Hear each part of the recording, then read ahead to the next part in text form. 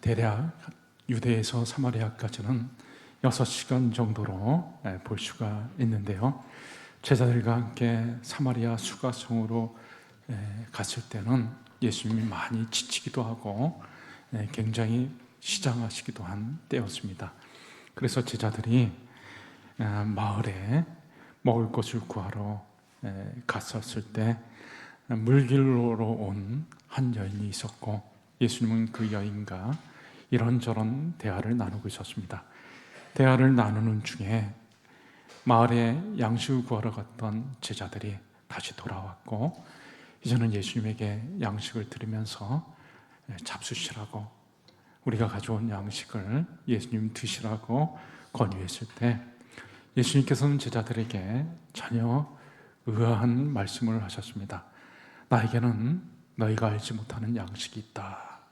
제자들은 예수님이 하신 말씀을 정확하게 그 의미를 몰랐기 때문에 그것을 육의 양식으로 생각해서 우리가 없는 사이에 어떤 먹을 것이 생겼나 보다, 누가 먹을 것을 예수님에게 갖다 드렸나 보다라고 생각을 했습니다. 그런데 예수님께서 말씀하신 양식은 육의 양식이 아니었던 것이죠. 우리가 살아가는 동안에 이 먹을 것이라고 하는 것은 우리의 생명처럼 소중합니다. 제자들은 늘 먹는 것을 향해서 애를 썼습니다. 그래서 수가성에 도착했을 때도 배가 너무 고팠기 때문에 자신들과 예수님이 먹을 것을 구하기 위해 마을로 갔었고, 그리고 예수님께서 5,000명을 배부르게 먹이시는 그 현장에도 제자들은 예수님에게 저 많은 사람들이 지금 굶주려 있으니까 빨리 가서 먹을 것을 사 먹게 하소서, 지금 배가 고파가지고 어떤 일이 벌어질지 모릅니다. 이 먹는 것이라고 하는 것은 우리의 생명과 관계된 것이기 때문에 너무나 중요한 것이죠. 그래서 예수님께서도 주기도문에서 제자들에게 기도를 가르치면서 하늘에 계신 우리 아버지여, 이름이 거룩히 여김을 받으시오며 나라의 임하옵시며 뜻이 하늘에서 이루어진 것 같이 땅에서도 이루어지리이다. 하나님의 나라를 위해서, 하나님의 영광을 위해서 기도하게 하고 나서, 그리고 제일 먼저 우리 삶에 관계된 기도에 들어와 가지고 제일 첫 번째 나오는 것이 우리에게 일용할 양식을 주옵시고, 우리에게 일용할 양식을 주옵시고, 우리가 먹을 것이 없으면 살 수가 없는 것이죠. 그래서 이 양식이라고 하는 것은 우리의 생명과 같은 것이다. 그런데 예수님께서는 이 양식에 대해서 말씀을 하면서 이 생명과 같은 양식, 그것이 예수님은 나에게는 너희가 알지 못하는 양식이 있다. 이 생명과 같은 양식, 예수님에게 있어서 그 양식은 어떤 것이었는가라는 것이죠. 그것은 바로 오늘 예수님께서 34절 말씀에 말씀하고 있는데요. 예수께서 이르시되 나의 양식은 나를 보내신 이의 뜻을 행하며 그의 일을 온전히 이루는 이것이니라. 나의 양식은 나를 보내신 이의 뜻을 행하며, 예수님께서는 하나님의 뜻을 행하는 것을 자신의 양식으로 삼으셨습니다. 그래서 하나님의 뜻을 행하는 것을 생명처럼 소중히 여기셨던 것이죠. 그래서 어떤 일을 하든지 간에 항상 하나님의 뜻대로 행하려고 애를 썼습니다. 예수님 자신도 하나님이시지만 언제나 하나님에게서 배운 것, 하나님에게서 들은 것을 가지고 전하려고 하셨고, 언제나 하나님의 뜻에 맞추어서 모든 일을 하려고 했습니다. 심지어는 사람들이 예수님을 찾아왔을 때, 새벽에 찾아왔을 때 예수님이 그들을 만나줘야 되죠. 목사로 얘기를 하면 어떤 가정에서 신방 요청이 들어왔을 때 목사가 당연히 신방을 가야 되지 않겠습니까? 그런데 예수님께서 기도하고 나서 가지 말자, 우리가 다른 마을로 가자, 지금 그 사람들 상대할 때가 아니다, 다른 마을로 가자. 철저히 기도하시고 하나님의 뜻에 따라 스케줄을 가지고 움직이셨던 것을 알 수가 있습니다. 겟세마네 동산에서 기도하실 때도 예수님은 그 고통스러운 십자가, 육체적으로, 정신적으로, 영적으로 너무나 고통스러웠기 때문에 인간적으로 피하고 싶었습니다. 아버지요, 할 수만 있으면 피할 수 있게 해달라고 예수님이 간절히 3번이나 기도해야 할 정도로 예수님에게는 크게 고통스러웠던 것입니다. 그래서 땀이 피가 보일 정도로 그렇게 몸부림을 치셔야 했죠. 그럼에도 불구하고 예수님은 하나님의 뜻대로 하려고 사투를 벌이며 기도를 하셨던 것입니다. 그리고 끝내 하나님의 뜻대로 그 길을 가셨던 것이죠. 그러니까 예수님은 생명처럼 소중히 여겼던 것이 바로 자신을 보내신 하나님의 뜻을 행하는 것이었습니다. 여러분, 우리가 이 땅에 살아가는 동안 우리가 생명처럼 소중하게 여겨야 할 것이 있는데, 그것은 바로 우리가 하나님의 뜻을 따라 하나님의 뜻을 쫓아 하루하루를 살아가는 것입니다. 우리가 오직 하나님의 뜻을 쫓아 살아갈 때 우리는 영원한 생명을 얻을 수가 있습니다. 마태복음 7장 21절에 나더러 주여 주여 하는 자마다 천국에 들어갈 것이 아니요 아버지의 뜻대로 행하는 자라야 할지니. 천국에 들어가는 사람은 어떤 사람입니까? 아버지의 뜻대로 행하는 자라야 들어간다 그랬습니다. 다른 말로 얘기를 하면 하나님 아버지의 뜻대로 행하지 않는 자들은 천국에 들어갈 수가 없는 것이죠. 생명을 얻을 수가 없습니다. 우리 인류가 왜 이런 고통 가운데 빠지게 되었습니까? 우리 인류의 시조인 아담과 하와가 하나님께서 분명히 동산 중앙에 있는 선악과를 따먹지 말라고, 그것이 하나님의 뜻이었는데도 불구하고 하나님의 뜻을 거역하고 선악과를 따먹음으로 인해 죄와 죽음이 이 땅에 오고 영원한 형벌이 이 땅에 찾아온 것이죠. 하나님의 뜻을 어기는 것은 죽음 형벌을 당하는 것입니다. 마귀는 하나님을 곁에서 가장 가까운 거리에서 섬기던 천사였습니다. 하나님께서 지극히 영광스러운 직임을 주셔가지고 하나님과 가장 가까운 거리에서 하나님을 모시며 섬길 수 있게 했던 것이죠. 그것이 하나님의 뜻이었습니다.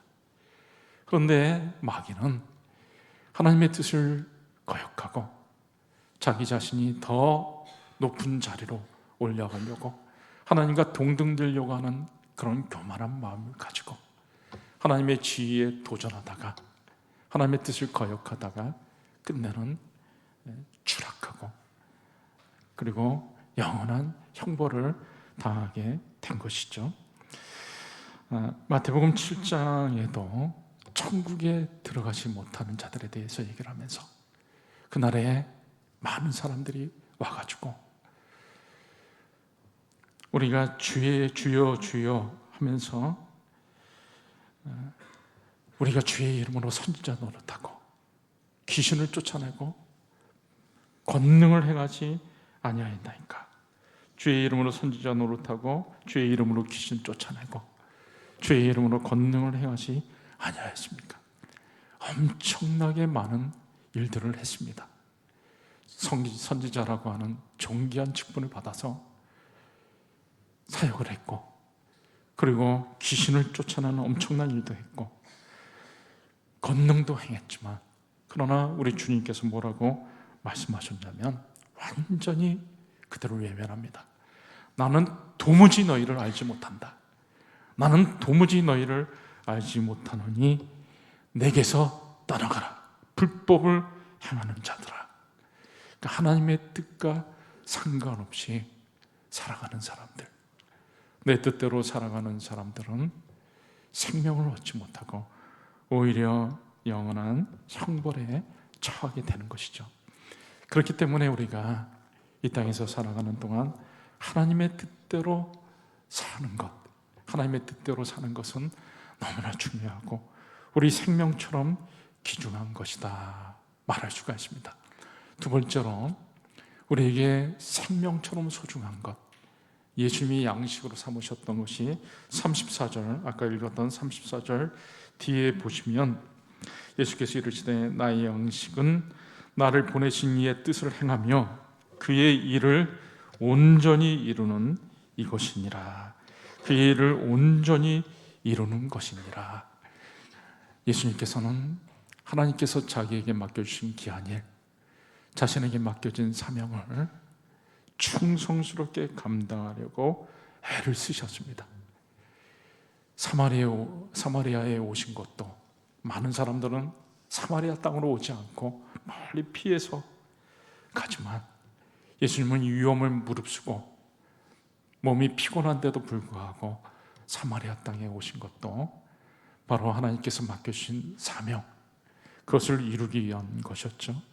그리고 요한복음 17장에 예수님께서 기도하실 때 하나님께서 내게 맡겨주신 일을 이루었다고 하나님 앞에 기도를 드립니다.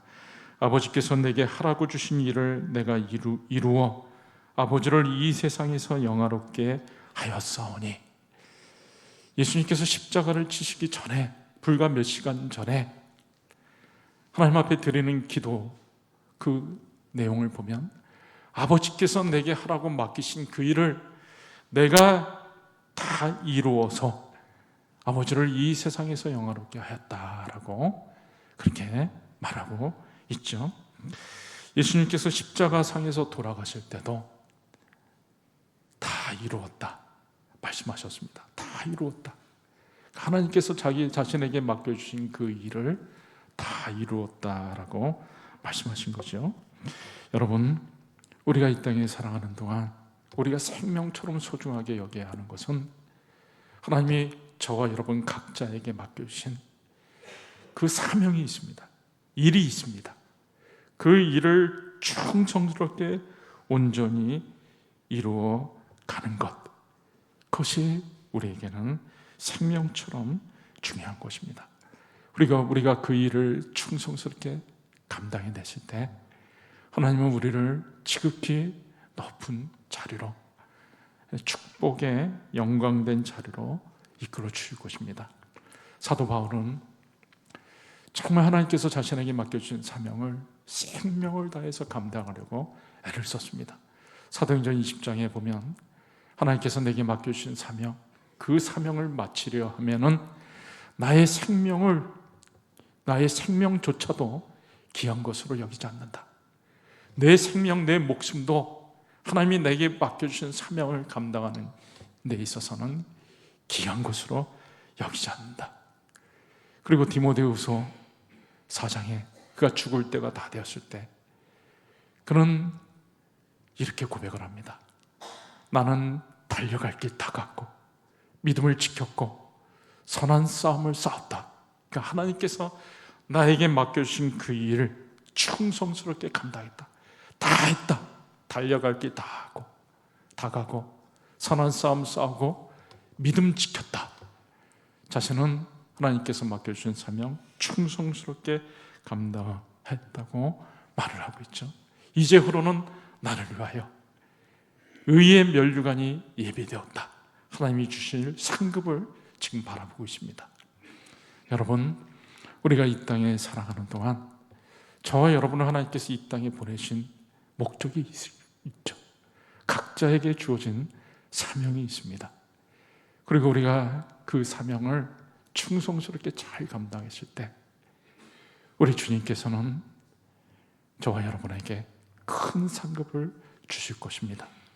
잘하였도다 착하고 충성된 종아, 내가 적은 일에 충성하였으며 내 주인의 즐거움에 참여할지어다.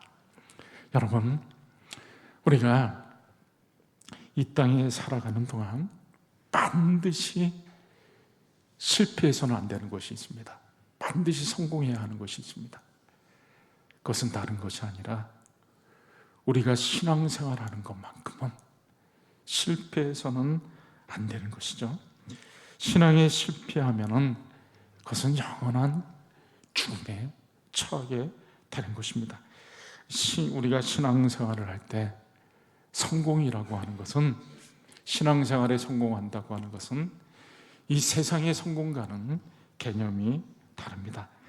이 사회에서 성공한다라고 하면은 양적인 것으로 많이들 얘기합니다.